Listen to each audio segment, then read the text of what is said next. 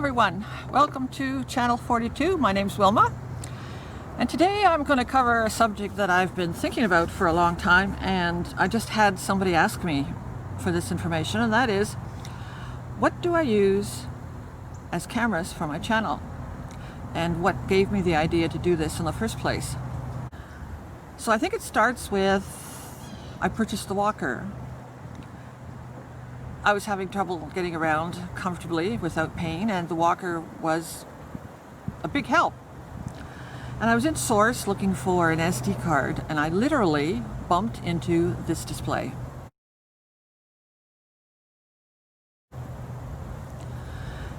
And wouldn't you know, the camera was on sale for $40. This is the little camera. Just a little gaffer. It's not a GoPro. But for somebody like me who was just thinking about, oh, I'll just record where I go walking kind of thing, it was kind of a giggle for a start. So I attached it to the walker and I started recording where I was walking. And it had to be a month or more into my having the camera before it occurred to me to actually do something on YouTube. Now, they come with all sorts of attachments. For example, this is how it goes on the walker.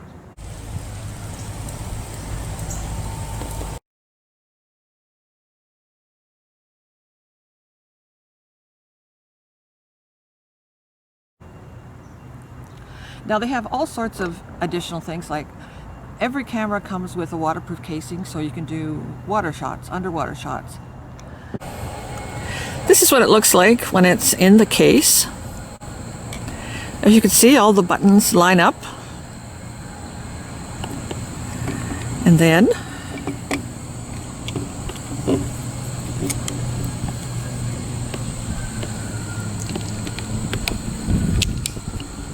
there it is, thoroughly encased, waterproof to quite a depth, certainly further than I can swim, although it'd be interesting to try it with scuba diving. Of course, the problem with taking movies in the water is the further down you go, the darker it gets, so light might be a problem, but certainly you could do this in a swimming pool. They come with all sorts of brackets, and you can buy all sorts of brackets to suction cups to put it on your windshield or your dash to make a dash cam, any and all sorts of attachments. So you can do just about anything you want, including the standard GoPro, stick it on your bicycle helmet to record where you're going on your bicycle.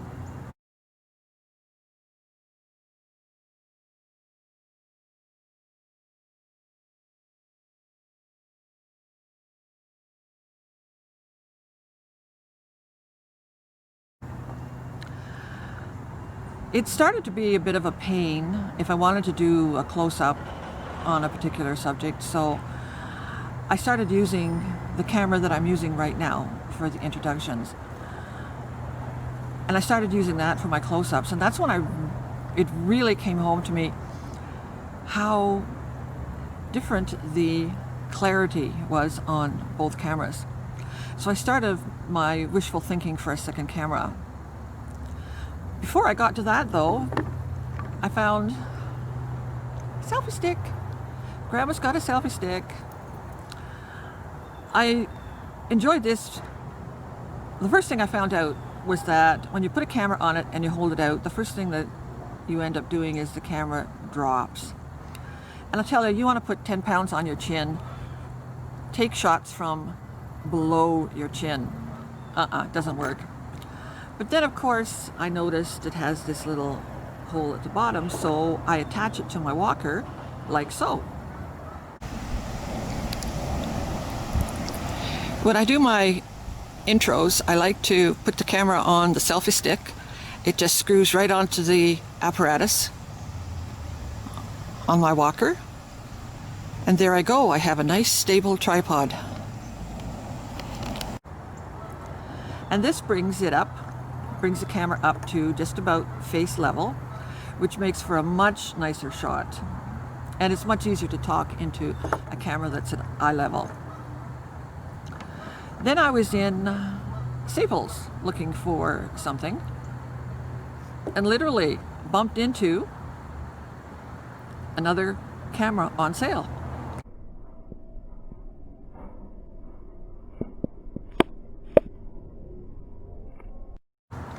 So I dipped into the air conditioner fund and went back and bought that camera. And it makes a tremendous difference to the clarity. The last thing that I bought for it was the tripod that the camera is resting on right now. This is my latest acquisition. Half price, regularly $30, got it for $14. This will solve a lot of problems for me. There's an episode coming up where I'm doing a tour of Victoria, a local community, very historical. And a resident of Victoria very kindly guided me around to some of the more historical sites. Unfortunately, when I tried to do a bit of an intro with him, to give him credit for all his hard work and walking around and showing me things, I only had the selfie. And of course, that means I'm spending more time balancing the selfie, trying to make sure that I got both of us in.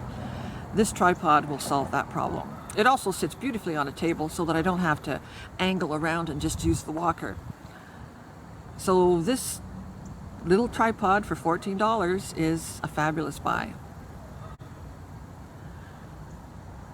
The one thing that extra that I bought that I am absolutely thrilled with, I did not buy this on sale. It's one of the few things I didn't buy on sale, and that's this little charger. Take a look.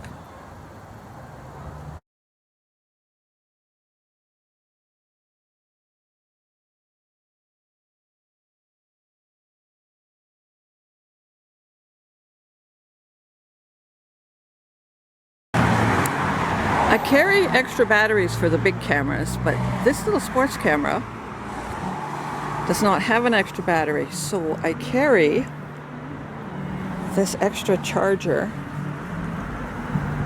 So I charge the charger, and if I run out of oomph on the sports battery, I connect it to the charger and I can keep going.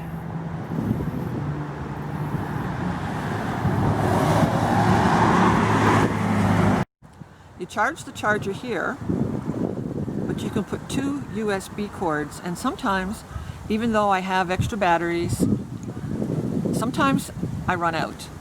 You know, you forget to charge, whatever. This will charge on the go. And I can plug the cameras in and still have them working. And this has about 6 hours of charge for a single camera. So as long as I've got SD cards, I can keep rolling. If I remember to bring it, of course.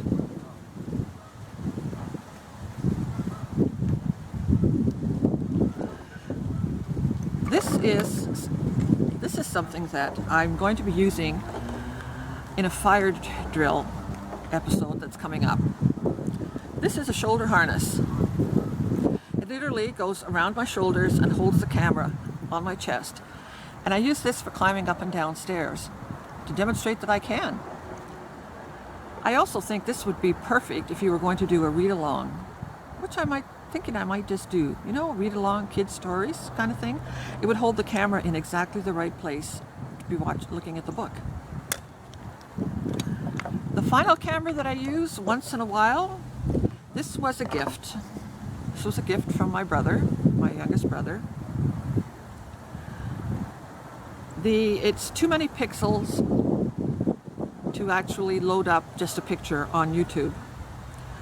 It takes such good pictures that if you have an open pore or a blackhead, it shows. Which means, at my age, I'm not so sure I like pictures of myself on it. However, it takes the most gorgeous pictures of flowers and scenery, and when I want clarity for pictures, distant shots, close-up shots, I want something that's particularly good. It's fabulous, and I can't thank him enough for it. Beautiful camera. But the big thing in all of this is that it's got to be affordable. It's got to be clear. And it's going to be fun. And when it stops being fun, I'll stop doing it. From here, I'm going to get into another subject, and that's cataracts, because it occurred to me as I was putting this all together that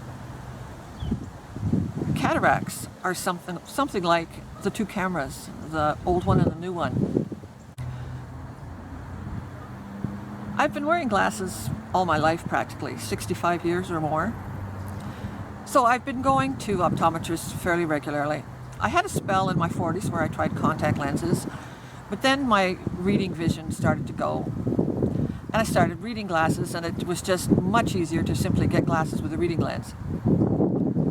But if you've never worn glasses, you probably just accept that your vision is getting a little poor for reading and such, and you probably just go to the drugstore and get a pair of reading glasses. That's what I did when I was wearing contacts. I just had the reading glasses. It just got to be a nuisance switching to reading glasses when a pair of glasses would give me the vision and the reading lens. And really, that's what the cameras are like. Look at these two videos, first with the old camera, then with the new.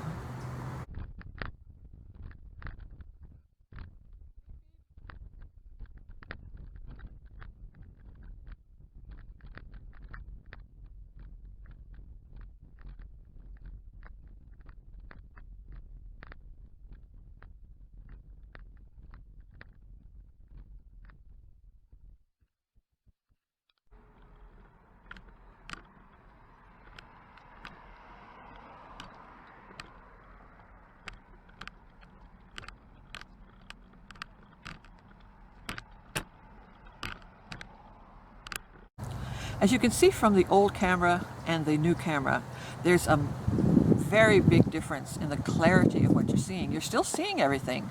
You're just seeing it so much more clearly. Now, cataracts sneak up on you. If you are just making do with reading glasses, you've never had glasses, you haven't had an optometrist check, it wouldn't hurt to go and have a senior's checkup, because they sneak up on you and you don't realize that the difference is there. Most of us who have had glasses for a long, long time have regular checkups. If you've never worn glasses and you haven't gone to an optometrist because basically you felt no need, you've adapted to the reading difficulties by using the drugstore reading glasses, think about having an eye checkup. It's covered by OHIP. It's really worth it because the clarity will make such a big difference. You won't realize it until you see the difference. I know I'm a bit of a bear when it comes to safety. If nothing else, it will reassure you that there is absolutely nothing wrong with your eyes and you're doing fine. But it's the things that you can't see that are going to get you. On that note, it's still a gorgeous day here. I think it's time to go for a walk.